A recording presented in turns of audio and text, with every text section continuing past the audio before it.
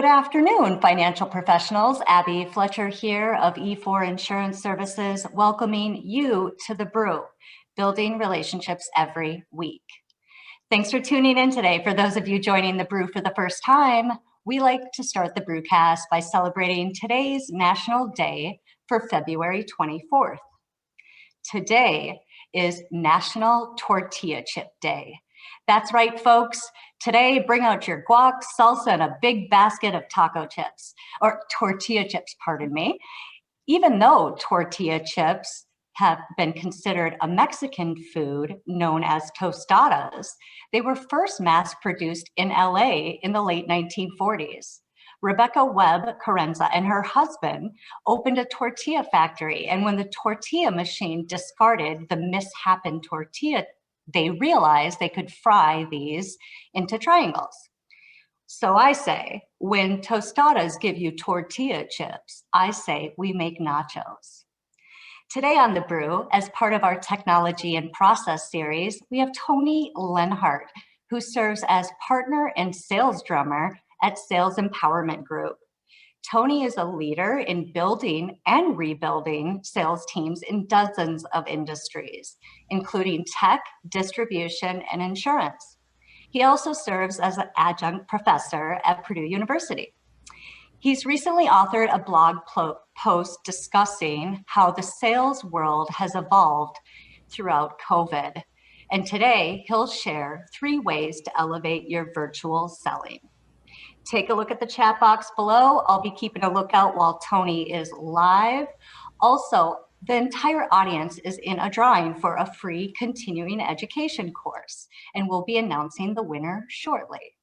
Thank you for tuning in, and without further ado, Tony, welcome. The mic is yours. Hi, Abby. Thank you so much for having me today. Good to see a number of people on here to discuss this topic.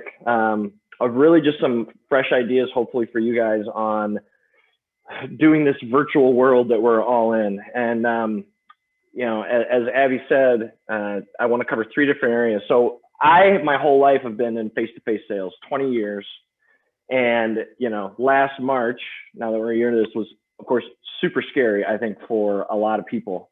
But as we've all adopted, and as I've worked with clients over this past year, I wanted to share these top ideas simply around how we're communicating, not just how we're communicating, but how, what, and where we're communicating. So if we could, I think, John, you have it on the screen share. If I could just pull it off. So yeah, there we go. And for everybody on the call, I think it's automatically on speaker view, so we're good there. So for me, it looks like you guys are the Brady Bunch right now with a bunch of names. So let's talk about it. First, how we're communicating. Okay. So one of my favorite definitions in the world of sales, and the old school sales trainer Brian Tracy, I'm sure you guys, some of you have heard of him. He defines sales as a transfer of enthusiasm. And John Florence and I were talking here before the call about just, man, when you're down senses, right? When you're not face to face with somebody, you're losing a lot of that context. So what are some ways, how are some ways that we can communicate and transfer enthusiasm a little bit better? First one I'm going to suggest to you is exactly what I'm doing right here. Get up. All right. Some of you may already have a standing desk. That's great. I don't stand all day, but when I'm presenting or talking to a group, there's something about standing up on your feet that just helps you project better and really cut through, maybe, as opposed to, there's nothing worse than sitting on a Zoom call and everybody just looks like cardboard cutouts, right? So infusing a little bit of energy there. A word I've been using a lot with my sales reps lately is gesticulating, right? Talking with your hands a little bit more to drive a point home. So get up off your feet. You might put a trash can upside down on your desk, but find a way when you're having a big call to get up and move a little bit. The second thing I'm going to suggest is also what you're seeing with me, just to get a headset. And the reason I'm telling you to get a headset is because a lot of times, I'm sure you might know, if you use a laptop and you're looking at the computer and you look away from the screen, people don't hear what you're saying. And we're down senses and we're down context in a virtual world. So a microphone like this headset has. You can pick them up for 30, 40 bucks on Amazon, have that one of those gray trucks pull up in front of your house, like it does here every other day from my wife ordering a bunch of things that she says we need. But one of those things for me was a headset. And it's, again, I think it's made me more aware of how I'm using my voice and when I'm communicating with people. All right. So it's a simple thing, but I think, again, getting up on your feet, having a headset is really good. Now, if you're using a slide deck when you're presenting, how you're presenting, I want you to start using more pictures. Take a good look at your presentation deck. If it looks like a page and a zoom in from like a dictionary, you have too many words. We know the saying of how many words a picture is worth. The best presentations that I've seen and been working on with reps over this COVID time have been no more than 7 to 10 slides and image heavy. A lot of times companies don't have like that one image that encapsulates everything they do in one shot. I challenge you, if you don't have that, work with something that can help paint that picture and give it to them in less words, more images, okay? And another thing with how we're communicating, and this is a tough one, I'm sure you've heard people talk about this, but eyes up, right? This little black hole that I'm staring into, the lens, are your guys' eyeballs, right? So I'm trying to make eye contact. I'm trying not to watch myself on the screen, which of course is also a challenge. So when you're in those Zoom sessions, with whether you're one-on-one or in a group, like keeping on speaker view is certainly helpful for that. But another thing, if you feel like you're always watching yourself in the corner of the screen or whatever, I haven't tried this one, but somebody suggested to me to take a sticky note and just put it over yourself on your computer screen, which I thought was a pretty funny idea to keep that focus on the camera and nothing else, okay?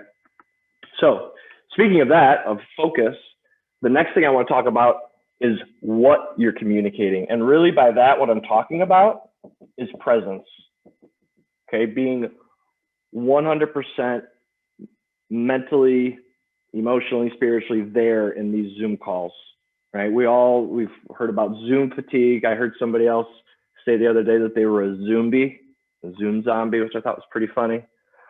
But why do we need to do that? This goes back, you know, again, John and I were discussing this before all of you hopped on the call, is you're losing that rich context of being in a certain place. You're not there for the smells and the feelings of it and sensing that other person. So if we can get ourselves to be fully present in the moment, it is going to help up your senses, if that makes sense, right? You're going to hone in and maybe be able to listen to your gut a little bit, tune into the tonality of not only yourself, but the people you're working with.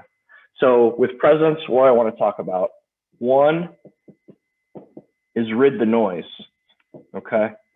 And by that, I mean, eliminate the temptation of distractions, hiding your cell phone, turning off your email. And here's something I'll bring up as an aside to turning off email, because I'm always shocked that so many people don't have it set up. But if you're in an Outlook environment and you're still getting the little pop-up like bing, bing, bing of your Outlook emails coming in, turn that stuff off. That's just horrible. It pulls you away from hopefully, well, what you should be doing, right? So if you go to file and hit options, it's really easy to find with notifications. Turn that stuff off so you could stay just fully present and right there. The people on the other end of the camera are gonna feel that, okay? I think it was Mary Kay who said it, probably totally misquoting her, but Mary Kay. She said this thing that I think is so relevant these days is when you're talking to somebody over Zoom or GoToMeeting, whatever else it is, act like they have a big sign around their neck that says, "Make me feel important." I love that. Again, super old thing. I think it was Mary Kay said it, might've been somebody else. But man, in Zoom, man, I heard that on a conference last week, and I've been thinking about the last week. I'm telling you, my focus has helped really hone in when thinking about that imagery, okay? Next, from a presence standpoint of using silence. This is an old sales thing, right? To just like say what you need to say and shut up. This is another question that came up, is all the back and forth you get in meetings and not knowing who to talk and when. And here's my suggestion on the use silence piece. Two things. One, when you're not talking to with somebody, it's not your turn to talk, mute your microphone. because that is also a visual cue to the person you're with that it's their turn to talk. And the second, talk beats here. I am a drummer. If you guys caught that at the beginning, sales drummer. 3 seconds. You wait 3 beats before you respond to whatever the person is, because there's a good chance, especially if you're in a discovery session with a potential client or whatever, that they're going to keep talking because nobody else likes awkward silence, right? So use of silence. And then another idea, and I know Abby loves this one, 13, I'll put 23 and 47. So why I'm talking about this of your meeting lengths. So our default is to send 30-minute, 60-minute calendar invite meetings. It's a simple little tactic and technique, but don't do it for that. Set it for a little bit shorter. This causes 2 things. One, the other people, usually it starts a fun or a funny conversation around like, oh, why'd you do that, right? But the other thing it allows you to do is not have to go from one Zoom to the next. Now, sure, your meeting might run over 22 or 23 minutes or whatever it is, but it's at least, again, a reminder for you to be able to unplug, and then in between your next Zoom call, if that's the case, do 10 jumping jacks or 7 push-ups or whatever it is to allow to reset your mind, refocus in, and be present for your next meeting, okay? Simple little tricks, but super straightforward, okay? The last, and hopefully one that you guys are gonna kick out, especially this last one, is where are you communicating? Okay, so I think what I've seen the default is increased email communication and flooded inboxes during the pandemic. I used to be like have about 100 emails in my inbox. I don't even know. I'm over 1,000 now, just like things I haven't deleted or I want to get to. Maybe it's losing that context, John. But 25 years ago, people had 3 options on the way to communicate, right? You could stop by in person. You could send them a letter, or you pick up the phone. And what I'm suggesting to, besides one of my suggestions, is what's old is new. Because I see a lot of reps just hiding behind email almost, and they're afraid to pick up the phone. So the biggest part of my company, Sales Empowerment Group, we groom up young salespeople. We have about 80 reps that we groom for companies and they get hired away. Those reps book 100 meetings a week. 75% of them are over the phone. So it still works.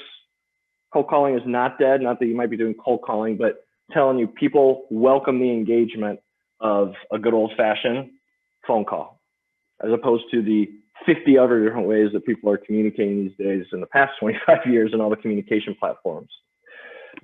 The other thing that I've seen come back is direct mail. Now, again, a little tricky with people maybe not working in their office, but I'm going to suggest 2 things. One is good old fashioned FedEx, which the reason I say FedEx and not UPS or dropping something in the mail is people have a tendency to open FedEx packages. There's something about it, not plugging FedEx, but something about it where people open it up.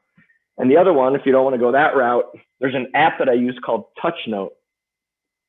And in essence, I can do it through the app or I can do it on the web browser, but I can upload a picture, send a little note, and they send a postcard in the mail. It's completely customized. It's a nice little touch. I think each postcard's like $1.25, $1.50, depends what your subscription is. But TouchNote is a really fun one.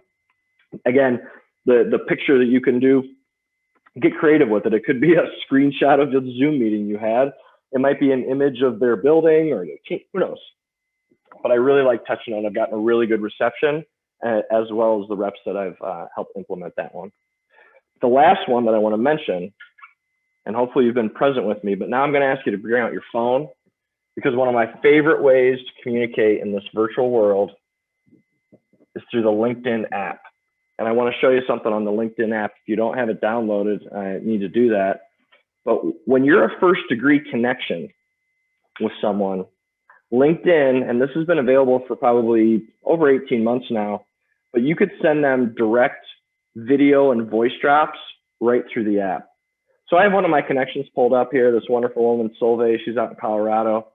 And you notice if you're an app user, there's a big blue button for you to hit message. And when you hit message, it gives you a couple options. One, there's a microphone right here.